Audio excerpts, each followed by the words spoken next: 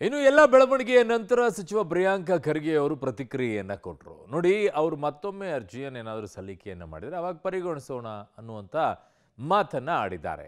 ಇದಲ್ಲದೇನೆ ಕೆಲವು ವಿಚಾರಗಳಲ್ಲಿ ಅವರು ಸ್ಪಷ್ಟನೆಯನ್ನು ಕೂಡ ಕೇಳಿದ್ದಾರೆ. ಯಾಕೆ, ಏನು, ಕೇಳಿಸ್ಕೊಳ್ಳಿ.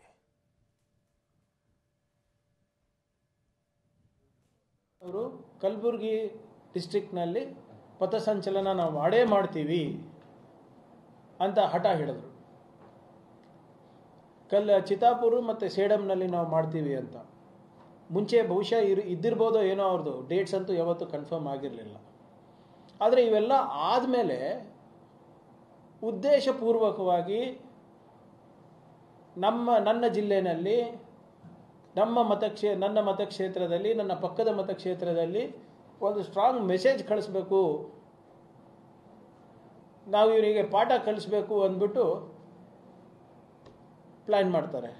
ಅದಕ್ಕಿಂತ ಮುಂಚೆ ಯಾವತ್ತೂ ನೀವು ನೋಡಿದ್ರೆ ಯಾವಾಗಲೂ ಮುಂಚಿತವಾಗಿ 1 ವಾರ ಮುಂಚೆ 10 ದಿನ ಮುಂಚೆನೇ ಇವೆಲ್ಲ ಪ್ಲ್ಯಾನ್ ಮಾಡ್ತಾರೆ. ಆದರೆ ಇಲ್ಲಿ ಯಾವಾಗ ಈ ವ್ಯಕ್ತಿ ಬಂಧನ ಆಗ್ತದೆ, ಇದು ಚರ್ಚೆಗೆ ಬರುತ್ತೆ, ನಾನು ಹೇಳ್ದಂಗೆ ಇವ್ರು ಯಾರೂ ಸರ್ಕಾರದ ಅನುಮತಿ ಕೇಳೋದಿಲ್ಲ. ಒಂದು ಕಾಗದದಲ್ಲಿ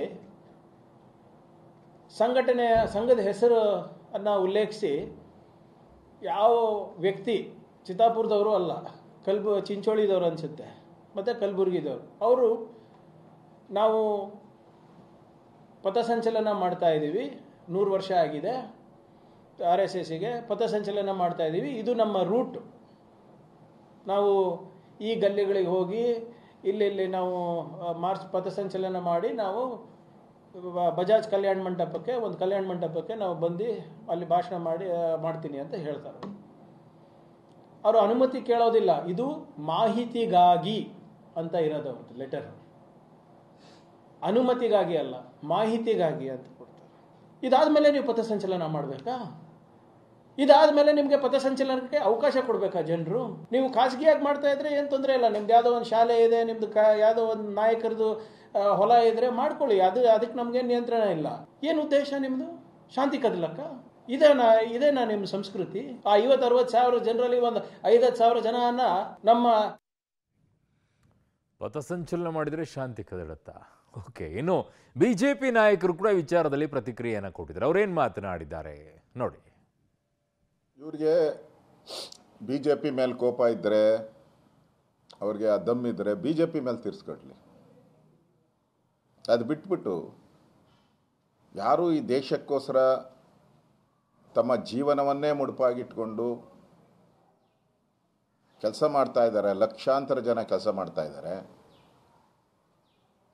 ಅವ್ರ ಮೇಲೆ ಯಾರು ಸಮಾಜ ಸೇವೆಯನ್ನು ಮಾಡ್ತಾ ಇದ್ದಾರೆ, ಯಾರು ಭಾರತ್ ಮಾತಾ ಕಿ ಜೈ ಅಂತಾರೆ, ಅವ್ರಿಗೆ ಈ ಸರ್ಕಾರ ಇದು ಪಾಕಿಸ್ತಾನ ಜೈ ಅನ್ನೋ ಒಂದು ಸರ್ಕಾರ. ಇದು ಸರ್ಕಾರದ ಉದ್ದೇಶ ಅವರೇನು ಎಲ್ಲ ವಿಫಲತೆ ಅದಲ್ಲ, ಇನ್ಫ್ರಾಸ್ಟ್ರಕ್ಚರ್ ಇಲ್ಲ, ಇಂಡಸ್ಟ್ರಿಗಳು ಬರ್ತಾ ಇಲ್ಲ, ನೌಕರದಾರರು ಆತ್ಮಹತ್ಯೆ ಮಾಡ್ಕೊಳ್ತಾ ಇದ್ದಾರೆ, ಟೋಟಲ್ ಫೇಲ್ಯೂರ್ ಏನದ. ಈ ಫೇಲ್ಯೂರ್ದ ಅಟೆನ್ಷನ್ ಡೈವರ್ಟ್ ಮಾಡೋದು ಉದ್ದೇಶ ಇದೆ. ಅದಕ್ಕೆ ಅವರು ಇದು ಬೇಕಂತಲೇ ಮಾಡ್ತಾಯಿದ್ದಾರೆ. ಮತ್ತು 1925ರಲ್ಲಿ ಸಂಘ ಪ್ರಾರಂಭ ಆದಾಗಿನಿಂದ ಇದೆಲ್ಲ ಸುಮ್ಮನೆ ದಿಕ್ಕು ತಪ್ಪಿಸೋ ದೃಷ್ಟಿಯಲ್ಲಿ ಸರ್ಕಾರವನ್ನು ಮಾಡ್ತಾ ಇದ್ದಾರೆ. ಅವರ ವೈಫಲ್ಯಗಳನ್ನು ಮುಚ್ಚೋದಕ್ಕೆ ಇಂಥ ಒಂದು ನಿರ್ಣಯಗಳು ತಗೋತಾ ಇದ್ದಾರೆ ಅಷ್ಟೇ. ಇದು RSS ಅಲ್ಲ, ಅಥವಾ ಬೇರೆ ಒಂದು ಸಮುದಾಯದ ಅಥವಾ ಒಂದು ಸಂಸ್ಥೆಯ ಒಂದು ಶತಮಾನೋತ್ಸವ ಅಂತ ಆಚರಣೆ ಅಂತಲ್ಲ. ಅವ್ರು ಏನೋ ಒಂದು ಸುದ್ದಿ ಸೃಷ್ಟಿ ಮಾಡಬೇಕಾಗಿದೆ. ಸಂಘ 100 ವರ್ಷದಿಂದ ಸಮಾಜ ಸೇವೆ ಮಾಡ್ತಾ ಬಂದಿರತಕ್ಕಂಥ ಒಂದು ಅದ್ಭುತವಾದಂಥ ಸಂಸ್ಥೆ. ಒಂದು ಸುದ್ದಿ ಸೃಷ್ಟಿ ಮಾಡಿ ವೈಫಲ್ಯಗಳನ್ನು ಮುಚ್ಚೋದಕ್ಕೆ ಇಂಥ ಒಂದು ಉದ್ದೇಶಪೂರ್ವಕವಾಗಿ ಸುದ್ದಿ ಸೃಷ್ಟಿ ಮಾಡೋದಕ್ಕೆ ಇವರು ಇಂಥ ಒಂದು ನಿರ್ಣಯ ತಗೊಂಡಿದ್ದಾರೆ. ಯಾರಿಗೆ ಭಯ ಇದೆ, ಯಾರಿಗೆ ಅಧಿಕಾರ ಕಳ್ಕೊಳ್ಳುವಂಥ ಭಯ ಇದೆ, ಅವರು ಇಂಥ ಹೀನ ಕೆಲಸವನ್ನ, ಹೇಯ ಕೆಲಸಗಳನ್ನ ಮಾಡ್ತಾರೆ. ರಾಷ್ಟ್ರೀಯ ಕಾಂಗ್ರೆಸ್ 1948ರಲ್ಲಿ ವಿಚಾರಧಾರೆಯನ್ನ ಹತ್ತಿಕ್ಕುವಂತ ಕೆಲಸವನ್ನ ಮಾಡ್ತು. ರಾಷ್ಟ್ರೀಯ ಸ್ವಯಂ ಸೇವಕ ಸಂಘವನ್ನ ನಿಷೇಧ ಮಾಡ್ತು. ಏನಾಯ್ತು? ಸಂಘ ಮತ್ತಷ್ಟು ಬೆಳೀತು. 1975